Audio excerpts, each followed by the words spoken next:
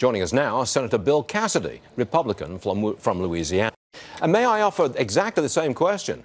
The criticism is, when we look at this stock market going crazy here, it's just the rich. The rich get richer. The poor have nothing to do with it. Will you refute that?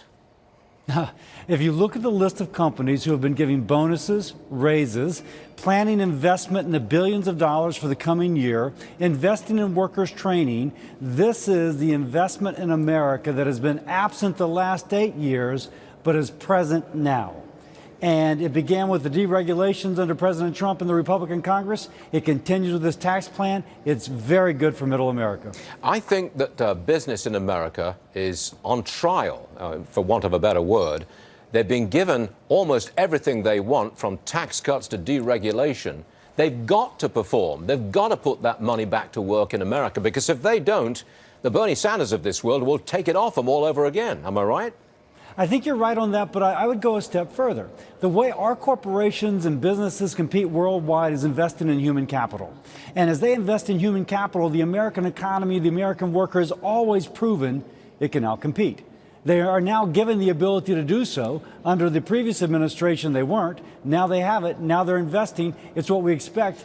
I don't know if I call it a trial as much as taking the shackles off and letting them do what they've always done. Well, we did report earlier this morning that in the month of November, 250,000 new private sector jobs were created. That's a pretty strong pace, and that was before any tax cuts took effect.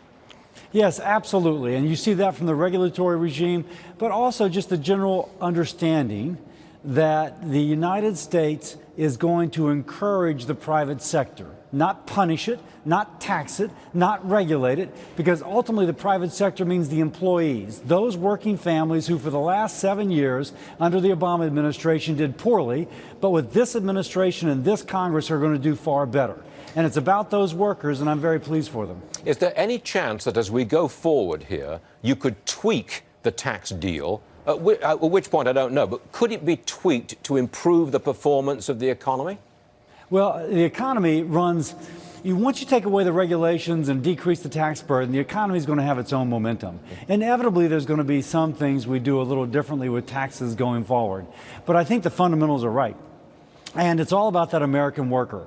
How do we get our companies, our workers competing worldwide in a way which does not disadvantage them with onerous regulations and burdensome taxes? I think we're pretty much there right now. Senator Bill Cassidy, may I once again apologize for giving you such a hard time for all of last year when I didn't think that the tax cut deal would go through. I formally apologize. Happy New Year to you, Senator. And to you and to the American worker. Yes, sir. Thank you very much indeed, sir. See you again soon. Thank you.